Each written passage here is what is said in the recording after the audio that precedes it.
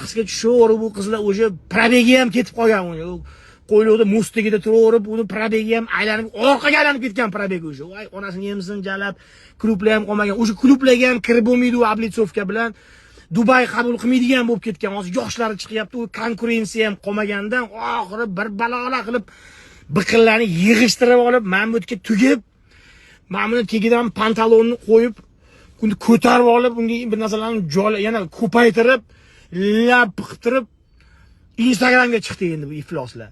Instagramga chiqsa, ana ochki ichi oka keladi-da, "Davay" deydi, "Men siz deydi, prosmotrlarim qarang" deydi, 5 million deydi. Uncha bloger deydi, ssenariy qilib ham deydi, kino olib ham deydi, bunaqa deydi, anaqa prosmotr kommentga ega emas deydi.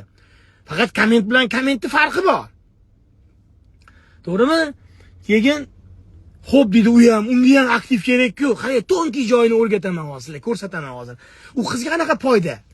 U qizni pulga gaplashadi bo'lasam, yo'q, u haromiga ham odam kerak. Men bunga aktiv kerak.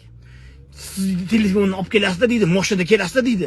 Yoningizda bitta bola o'tirgan bo'ladi dedi. Keyin u bolani deydi, yonida o'tirganda deydi, siz ayol bo'lib turib men bilan gaplashsangiz deydi. Erkagingiz gapirtirmasangiz deydi, uni iPhone'ingiz deb so'kishadi deydi haligi joyda. Qaranglar, psixologiya jalab. U achki yiballar aqlli ekan jalab.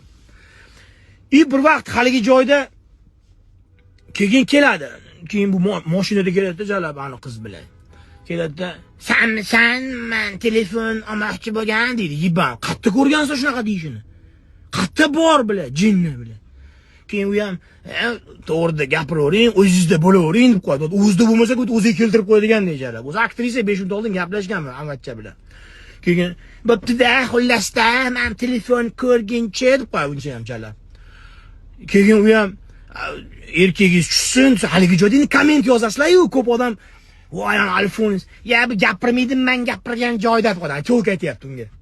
Men gapirgan joyda bu gapirmaydi, keyin yozadi-yu, ko'zi qonga to'lgan bolalar. Endi hammada nafrat, hammada kredit pul to'lanmagan, kimdir xotini bermagan, kimdir er yitarmagan, miyaga chiqib turibdi, kimgadir yozish kerak-ku kommentariyani. O'sha payt, "Voy, pidaras o'tirishini qara" deydi. U bechara, u ham aktyor o'zi. iPhone'ingiz yondigini qara, u bu deydi haligi joyda pizdes ketadi komment. Hamma nafrat, hamma gunohga botyapti. Bu fitna, bu sahna ko'rinishligini ular aytmaganligi uchun bu real hayotda bo'lyapti deb o'ylayapti. Bu yerda odamlar yozadi jalab. Bular hali u dunyoda gunohiga ham qoladi uni jalab. Keyin chiqib qoladi-da, $1000 ham turmaydigan iPhone'ni 2000 deydi haligiga. Keyin aytadi, "Jinnimisiz?" Unga ham komment yozadi. Bu jinnimi bu qiz? Odamlar yozadi-yu. Nafratda-yu hamma. Bu davba yo'qmisan, o'zi $1000 ham turmaydi-ku, basharangni qara turishini. O'tdi kommentda uni labini ham gapirishadi, turishini ham, gapirish ohangini ham, sansirashini ham, tarbiyasini ham hamma yig'ilib qolgan g'nevni yozadi haligiga. Ani qizga nima foyda edi? 5 million prosmotr bo'ldi video.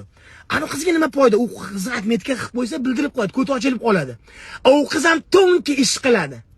O'zini profilidan o'sha videoni kommentiga yozadi. Qalay chiqibdi? Arzonga sotdimmi deb yozib qo'yadi haligi qiz. Pizdesda bular. O'zlaricha super mozg jalab. Elon Musk bilan kelib turib bulardan bilan anaqa oladi. Haligi atmetka qilib qo'ysa bildirib qo'yadi. U qiz ham endi podpischik yig'ish kerak-ku, profilni ochib qo'yadi. 10 mingta odamchasi bor edi. Aytib 5 million prosmotrdan bo'lmadi deganda 30 mingta, 40 mingta indeys o'tadimi unga ham? Ha? O'sha payt kommentga kirib yozib qo'yadi. Nima to'g'rida men telefonimni qimmatga sotishim kerak deb yozib qo'ysa, hamma o'tib ketadi. Mana sizlarga jala biznes bilan. Endi ular mashina ochib yuradigani ham chiqibdi jalab. Ularda ham bir xil opashkalar, kenayishkalar, shallaqa ayollarning mashinasi quplanib qolaveradi. Hammasi o'sha opaxonni oldiga kelib turib, mashinani ochayotgan payt unda achkisi bilan emchaga qarab oldi. Keyin ket kommentda, "Oy, opaxon emchagini arig'i ko'rinib qolibdimi?" Bittasini olib chiqib, haligi yubkani kalta kiydirib qo'yganda tursigini rangi ko'rinmas turibdi. Ko'rinmas. Yaxshilab qarash kerak, ko'z almas bo'lish kerak, rangini aytib berish uchun. O'shanaqa kiyib chiqasiz opa, kommentariya ko'proq aktiv bo'ladi deganda, u opa ham shuni kiyib chiqqanlar endi. Men ham bir qaragan chog'imda bir trendga chiqaydi, bu itarmagan odam qolmadi, endi internetdagila itarsiz mana degan. Keyin kommentga kirsang 12 mingta komment jalab. Gif qo'ysang ham buncha komment yo'q bilan. opani ko'rdinglarmi? Men qizil deb baho berdim rangiga desa, bunisi aytadi, "Yo'q, ko'kov" deb qo'yadi. Unisi jala sporlashyapti. Opani turistligini spori ketdi. U jalab mashina quplanib qolgan bilan hech kimning ishi yo'q, jalab. Bo'ldi jalab. Pizdes, ko'rdinglarmi, sizig'i bor ekan-a. Vah, unaqa ekan. Voy, jalab, tuhmat, buxton, fitna. O'sha kontent qilayotgan bola jumaga ham chiqsa kerak. Ko'cha-ko'yda uncha-muncha odamga ta'lim ham berib qo'ysa kerak dindan. Oy, bidaras bo'lmalaring. Unaqa nima degan gap. O'zini original profilini topsa o'sha ochki taqqanlarni. Menimcha shu kabani oldi rasmga ham tushgan ular. Unaqa zo'r gaplarni yozib, bu yerda fitna. 100 ming odamni kommentda tuhmatlar qildirib, bir-biriga uyushtirib qarg'ab biladi.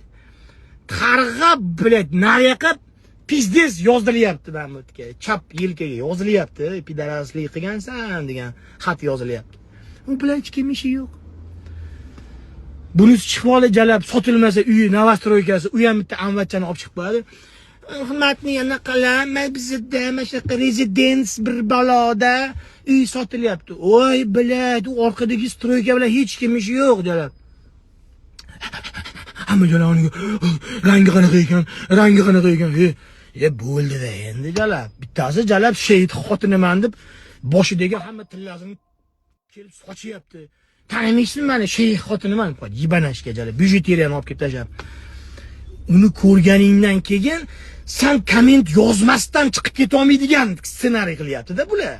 Quturyapsiz-da siz, quturib unga yozish kerak bo'lyapti. Tushunyapsizlarmi? Yozish kerak bo'lyapti. Chunki o'sha dardi ichida odamlar o'sha payt kommentariyada hali o'rnayna deb so'kib tashlashyapti, maza qilishyapti, qarochi bor-ku. Ularni kuzatib, men kayf qilaman, qarochi bor-ku. Haligilarni ko'rib, men maza qilaman bilan, maza qilaman. Tasket. Men dedi Chorvoqqa dedi, siz telefoningizni olgani keldim desa, ana qizim, nima o'z kirmaysizmi? Ichkariga deb qo'yadi. Keyin kommentda nima?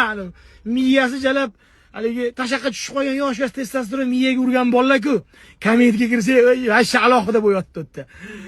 Aka, shundoq jonon, siz ichkariga chaqirdi, kirmadingiz. Bittasi nima qildi? "Ha, aka, taqvoda ekansiz-a. Chotki olib borar ekansiz, javobini berib qo'ydingiz, jononni gunohga botmadingiz" deb qo'ydi. Voy jalab, u g'alib bilab pizdes ham u. Yaxtaga ham kiyib olgan bo'lsa kerak jalab bor-ku. Biladi, вы что думаете, что мы ебанутые? Нет, это вы ебанутые. Не мы ебанутые. Это вы ебанутые, которые эти контенты делают. Вы ебанутые. Я вам преподнесу по-любому. По факту. Просто sizlar jahlim bitta joyga chiqib qoldi. Ishim yo'q. Xohlagan kontentini qilsin. Biz ham qizlarni olib chiqamiz. Biz vayn qilib olib chiqamiz. Sahna ko'rinish qilib olib chiqamiz. Biz bildirib olib chiqamiz. Mayli unisi ham. Po'xo'y. Просто bitta achinayotgan narsam. Meni auditoriyamda 90% o'g'il bolalar.